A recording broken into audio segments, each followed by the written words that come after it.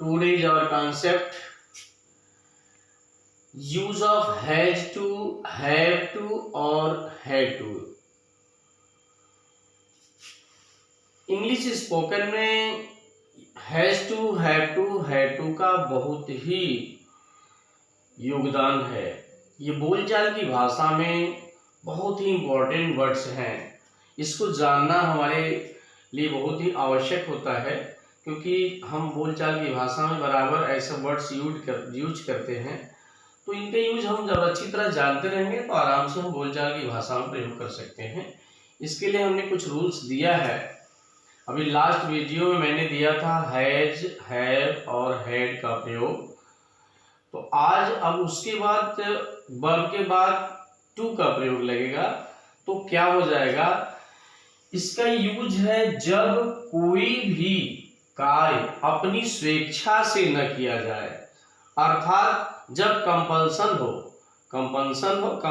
हो और ड्यूटी हो, जब अनिवार्य हो जाए और अथवा ड्यूटी माने कर्तव्य वश किया जाए, तो वहां पर ऐसे वाक्यों का अनुवाद हैज टू, हैव टू या हैड टू तो प्रेजेंट में रहेगा। तो has to, have to according to subject, और ये हैड टू का यूज हम बाद में देते हैं, साथ में लिख जरूर दिए हैं।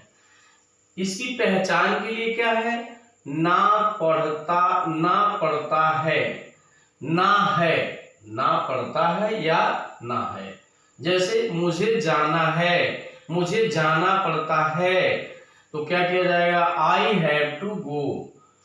उसे पढ़ना पड़ता है, ही हैज टू रीड है। तुम्हें नहाना पड़ता है, you have to take a bath. नहाने के लिए टेक ए बाथ लिखना चाहिए, तो you have to take a bath. हमें दवा खानी पड़ती है, तो क्या करेंगे, we have to take medicine. तो ये इससे ढेर सारे सेंटेंस हम यूज कर सकते हैं। हमें खाना है या हमें खाना पड़ता है, हमें नहाना है या अथवा नहाना पड़ता है। सभी कार्यों में बेमन का कार्य किया जाता है, लेकिन अनिवार्य रूप से करना पड़ता है। मजबूरी में हमें अनिवार्यतः करना पड़ता है। तो ऐसे वाक्यों के लिए हम हैव टू और या हैज टू का प्रयोग करेंगे। अब मान लीजिए कि निगेटिव हो, तो कैसे करेंगे, इसके लिए मैंने एक स्ट्रक्चर दिया है, subject plus do does. Subject अगर प्लुरल नंबर में है तो डू, सिंगुलर में है तो डज, उसके बाद नॉट, हैव टू लगाना ही है या हैज टू। अगर डज लगाएंगे तो हैज टू लिखेंगे, डू लगाएंगे तो हैव टू लिखेंगे। वर्ब का फर्स्ट फॉर्म लगेगा और ऑब्जेक्ट लगेगा। जैसे मैंने एग्जांपल दिया है यू, अब यहां हमने दिया था तो यू डोंट, स्पीकिंग में क्या करेंगे, you don't have to take a bath. अभी हमने कहा कि you have to take a bath, लेकिन यहां पर निगेटिव में क्या होगा, you don't have to take a bath. यहां पे डोंट लगा, मुझे नहीं जाना पड़ता है, मुझे नहीं जाना है, दोनों सेम बात है। I don't have to go, I don't have to go, मुझे नहीं जाना है। इससे और भी सारे एग्जाम्पल आप बढ़ा सकते हैं। डोंट लगा करके आप बढ़ा सकते हैं, कोई दिक्कत नहीं है। इंट्रोगेटिव में क्या है कि हैज का प्रयोग नहीं किया जाता है, केवल हैव का प्रयोग किया जाता है। Interrogative word do does, subject have to, verb first form, object. इसमें जैसे हमने एग्जाम्पल दिया, what do you have to eat, आपको क्या खाना पड़ता है। Where do we have to go, हमें कहाँ जाना पड़ता है। Why does she have to weep, उसे क्यों रोना पड़ता है। तो ये हम जितने भी इंट्रोगेटिव वर्ड हैं या इन जनरल या स्पेशल इंट्रोगेटिव वर्ड्स यूज करके हम अपना कई वाक्य बना सकते हैं। अब इसी चीज के सारे रूल्स लागू होंगे यूज ऑफ हैड टू। तो उसके लिए क्या है, बीते हुए समय में हमारी मजबूरी या कर्तव्यवश अनिवार्य हो किसी काम को करना, उसके लिए हमें हैड टू का प्रयोग करना पड़ेगा।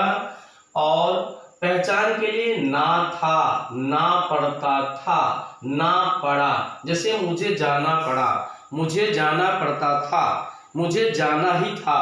तो ऐसे की जगह हम क्या करेंगे, स्ट्रक्चर मैंने दिया है सब्जेक्ट हैड टू, वर्ब का फर्स्ट फॉर्म ऑब्जेक्ट।